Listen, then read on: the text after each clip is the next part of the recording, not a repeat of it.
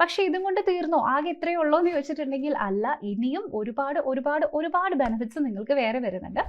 Hello every one, നമ്മളെല്ലാവരും കാത്തിരുന്ന AAI-ATCയുടെ notification വന്നിട്ടുണ്ട്. സോ നമ്മുടെ April 25 മുതൽ May 24 വരെയാണ് ആപ്ലിക്കേഷൻ വിൻഡോ ആക്റ്റീവായിട്ട് ഓപ്പൺ ഒക്കെ ആവുന്നത്.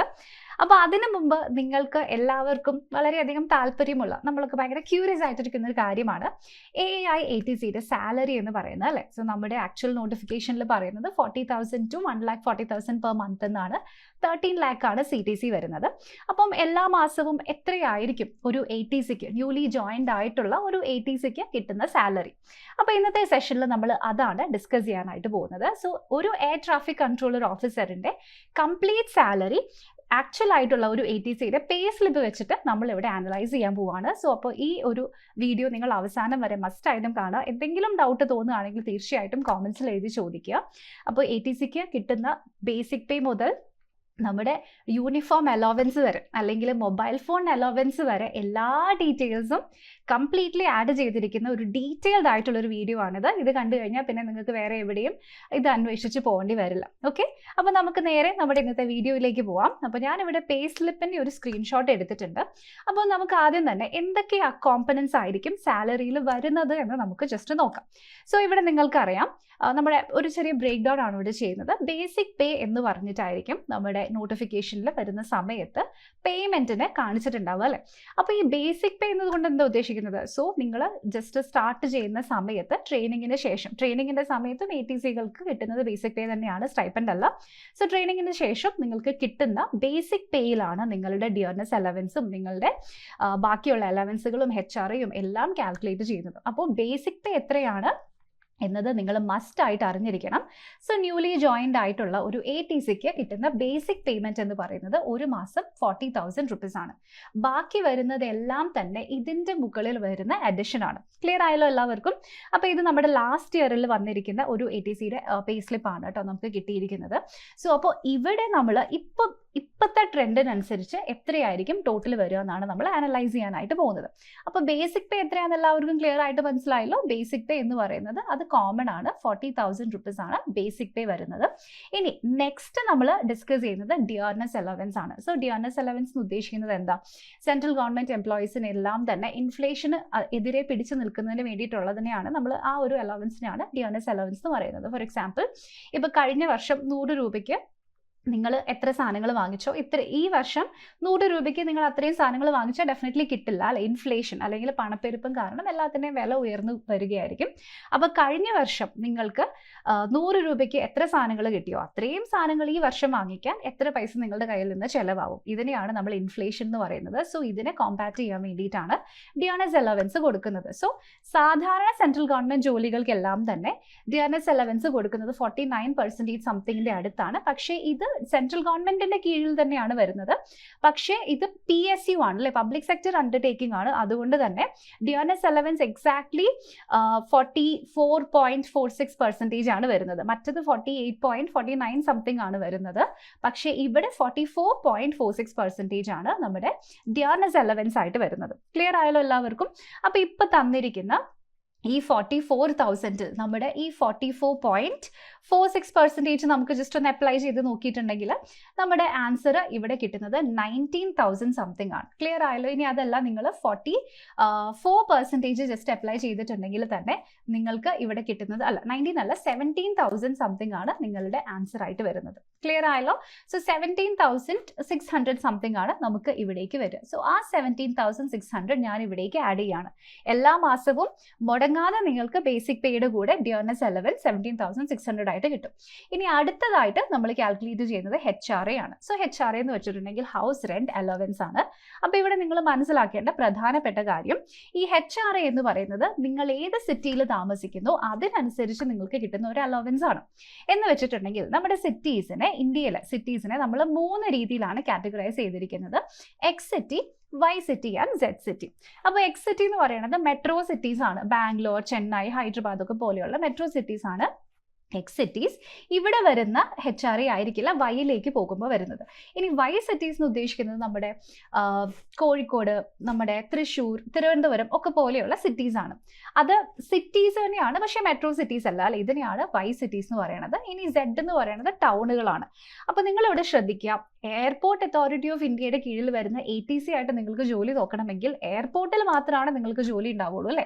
സോ അതൊരിക്കലും സെഡ് സിറ്റീസിൽ വരാൻ സാധ്യത കുറവാണ്. സോ ഒന്നെങ്കിൽ എക്സ് സിറ്റീസിൽ അല്ലെങ്കിൽ വൈ സിറ്റീസ്, നല്ല സിറ്റീസിലായിരിക്കും നിങ്ങളുടെ ലൊക്കേഷൻ നിങ്ങൾക്ക് ലഭിക്കുന്നത്. ഓക്കെ, സോ അതുകൊണ്ട് തന്നെ വൈ അല്ലെങ്കിൽ എക്സ് സിറ്റീസിലെ HRA നമ്മൾ ഇവിടെ നോക്കിയാൽ മതി. ഓക്കെ, അപ്പം നമ്മൾ ഇവിടെ വൈ സിറ്റിയിലെ HRA ആണ് എടുത്തിരിക്കുന്നത്.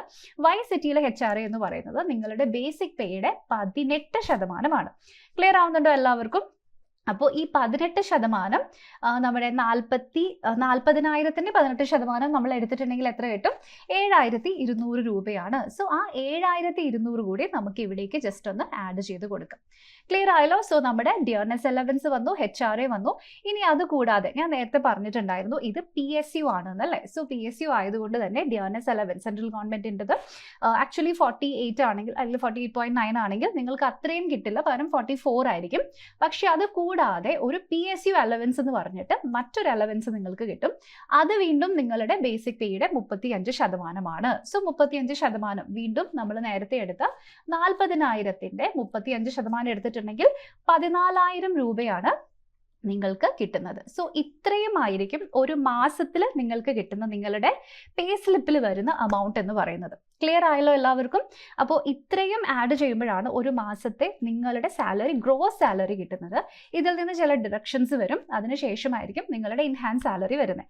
പക്ഷേ ഇതും കൊണ്ട് തീർന്നോ? ആകെ ഇത്രയേ ഉള്ളൂ എന്ന് ചോദിച്ചിട്ടുണ്ടെങ്കിൽ അല്ല, ഇനിയും ഒരുപാട് ഒരുപാട് ഒരുപാട് ബെനിഫിറ്റ്സ് നിങ്ങൾക്ക് വേറെ വരുന്നുണ്ട്. അപ്പോൾ നമ്മൾ ഇത്രയും ചെയ്തത് നമുക്ക് ജസ്റ്റ് ഒന്ന് കാൽക്കുലേറ്റ് ചെയ്ത് നോക്കിയാലോ. 40,000 ഉണ്ട്, അതിൻ്റെ കൂടെ 17,600 ഉണ്ട്. ഇനി 7200 ഞാനിവിടെ കാൽക്കുലേറ്ററിൽ കാൽക്കുലേറ്റ് ചെയ്യാണ് കേട്ടോ. അതിൻ്റെ കൂടാതെ തന്നെ 14,000 ഉണ്ട്. അപ്പോൾ ഇതെല്ലാം കൂടെ ആഡ് ചെയ്യുന്ന സമയത്ത് നമുക്ക് 78,800 റുപ്പീസ് ആണ് നിങ്ങളുടെ ഗ്രോസ് സാലറി ആയിട്ട് വരുന്നത്. ഇമാജിൻ, ഇത് നിങ്ങളുടെ ഈ 3 എലമെന്റ്സ് മാത്രം ബേസിക് പേയോട് കൂടി ചേർന്ന് കഴിയുമ്പോൾ കിട്ടുന്ന സാലറിയാണ്. ക്ലിയർ ആയല്ലോ?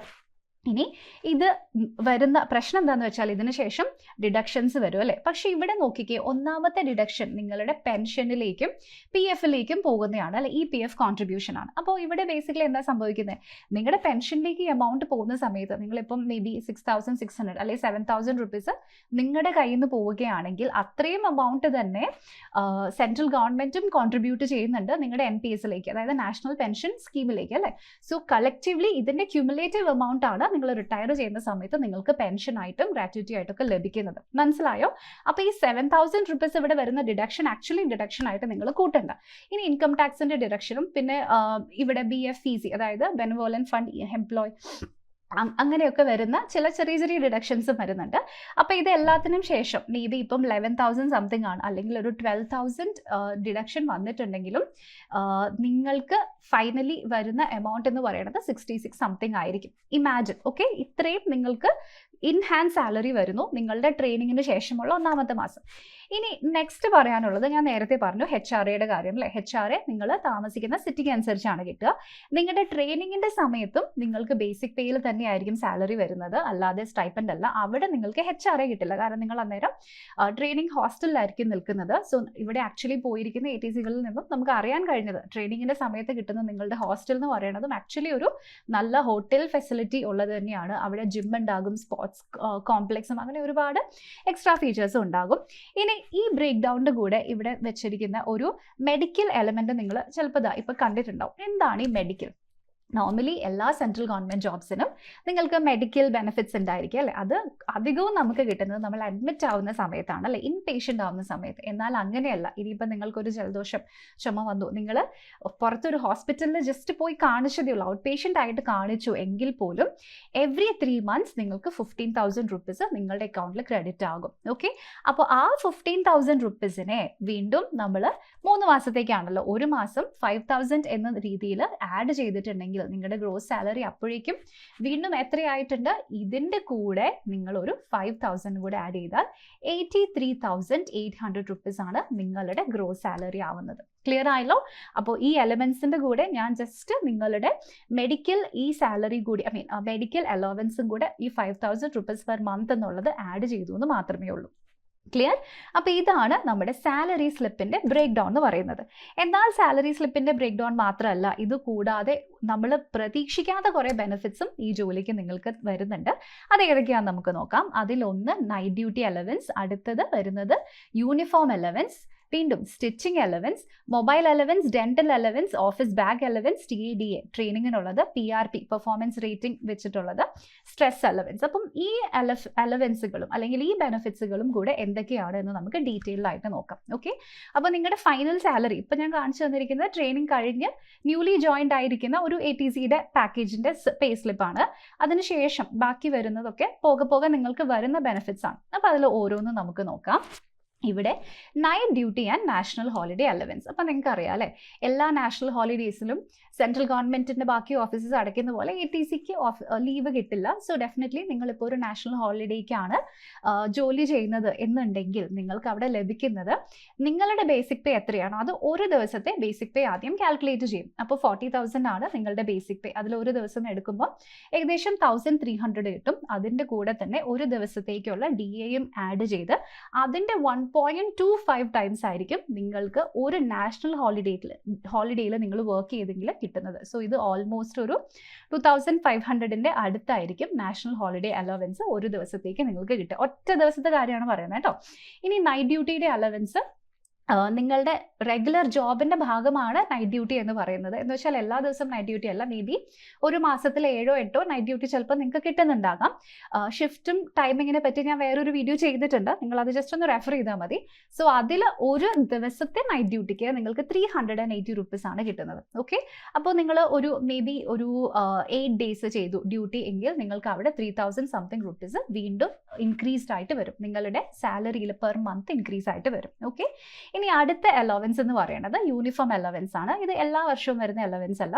യൂണിഫോം അലവൻസിന്റെ ഭാഗമായിട്ട് 3 വർഷത്തിലൊരിക്കലാണ് നിങ്ങൾക്ക് ഇത് കിട്ടുക. അപ്പോൾ നിങ്ങൾക്ക് കിട്ടുന്ന കാര്യങ്ങൾ എന്തൊക്കെയാണ്? 12 shirt, 6 pants, 2 blazer, 2 T-shirt, 2 ties and socks. അപ്പോൾ ഇത്രയും സാധനങ്ങൾ യൂണിഫോം അലവൻസ് ആയിട്ട് എവറി 3 years നിങ്ങൾക്ക് കിട്ടും. ഇനി അതൊന്നും പോരാതെ അതിൻ്റെ സ്റ്റിച്ചിങ് അലവൻസ് ആയിട്ട് 22,000 rupees above 3 years once നിങ്ങൾക്ക് കിട്ടും. ഓക്കെ, അപ്പോൾ അത് വീണ്ടും നിങ്ങൾ ആഡ് ചെയ്തിട്ടുണ്ടെങ്കിലോ 22,000 3 വർഷത്തിലൊരിക്കൽ സ്റ്റിച്ചിങ് അലവൻസ് ആയിട്ട് നിങ്ങൾക്ക് വരുന്നുണ്ട്, നിങ്ങളുടെ സാലറിയിലേക്ക് വരും.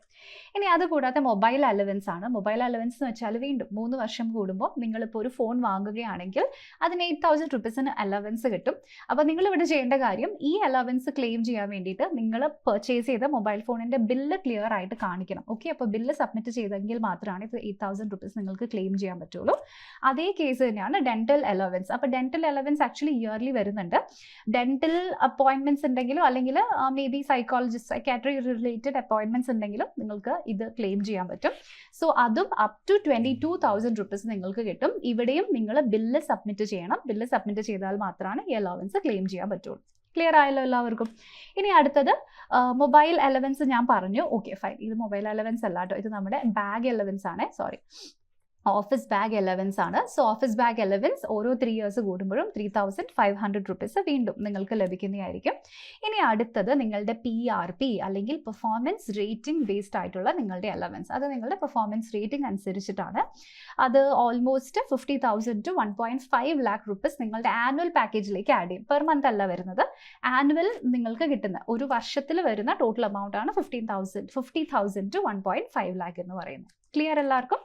അപ്പോൾ ഇത്രയും ഡീറ്റെയിൽസ് ആണ് നമ്മുടെ സാലറി റിലേറ്റഡ് ആയിട്ട് നിങ്ങളോട് പറയാനുള്ളത്. അപ്പോൾ ഇത് ഒരുപാട് വർഷം എക്സ്പീരിയൻസ് ഉള്ള ഒരു ATCയുടെ സാലറി പാക്കേജ് അല്ല നമ്മളിപ്പോൾ ഡിസ്കസ് ചെയ്തത്. ATC എക്സാമിലൂടെ സെലക്ഷൻ കിട്ടി, ട്രെയിനിങ് 3 മാസത്തെ കഴിഞ്ഞ് ATC ആയിട്ട് ജോയിൻ ചെയ്ത ഒരു ന്യൂലി ജോയിൻഡ് ATCയുടെ സാലറി പാക്കേജിൽ വരുന്ന കാര്യങ്ങളാണ് നമ്മളിപ്പോൾ പറഞ്ഞത്. സോ ആദ്യം കണ്ട ആ പേ സ്ലിപ്പിൽ നിന്ന് തന്നെ നിങ്ങൾക്ക് മനസ്സിലായിട്ടുണ്ടാവും 85,000ന്റെ അടുത്താണ് നിങ്ങളുടെ ഗ്രോസ് സാലറി വരുന്നത്. അപ്പോൾ അതിൽ ഡിഡക്ഷൻസ്, അതിൽ PF ആണ് കൂടുതലും. ഒക്കെ പോയി 70,000 അടുത്ത് ഡെഫിനറ്റ്ലി നിങ്ങൾക്ക് ഇൻ ഹാൻഡ് സാലറി വരുന്നുണ്ട്. ഓക്കെ, ബാക്കി വരുന്നതൊക്കെ ആനുവലിയും maybe once in 3 years ആയിട്ടും ബാക്കിയുള്ള എല്ലാ ആനുകൂല്യങ്ങളും നിങ്ങൾക്ക് ലഭിക്കുന്നുണ്ടാവും. ഓക്കെ, അപ്പോൾ അതിൻ്റെ കൂടെ നമ്മുടെ TA ആൻഡ് DAയുടെ അലവൻസ് പറഞ്ഞില്ല, അതുകൂടെ ഞാൻ ജസ്റ്റ് പറയാം. ഇപ്പോൾ നിങ്ങളുടെ ട്രെയിനിങ്ങിൻ്റെ സമയത്ത് മേ ബി 3 months ട്രെയിനിങ് ഉണ്ടെന്ന് പറഞ്ഞല്ലോ, ആ സമയത്ത് നിങ്ങൾക്ക് വേറൊരു സ്ഥലത്ത് പോയിട്ടാണ് ട്രെയിനിങ് നടക്കേണ്ടത് എന്നുണ്ടെങ്കിൽ, അതായത് അവിടെ ഹോസ്റ്റൽ ഫെസിലിറ്റി ഇല്ല എന്നുണ്ടെങ്കിൽ, അക്കോമഡേഷൻ AAIക്ക് പ്രൊവൈഡ് ചെയ്യാൻ പറ്റുന്നില്ല എന്നുണ്ടെങ്കിൽ നിങ്ങൾ ഹോട്ടൽസിൽ താമസിപ്പിക്കുക. ആ ഹോട്ടലിന്റെ റേഞ്ച് ഒരു ദിവസം 5,000 to 6,000 rupees per day rent വരുന്ന ഹോട്ടൽസിലായിരിക്കും നിങ്ങൾ സ്റ്റേ ചെയ്യുന്നുണ്ടാവുക.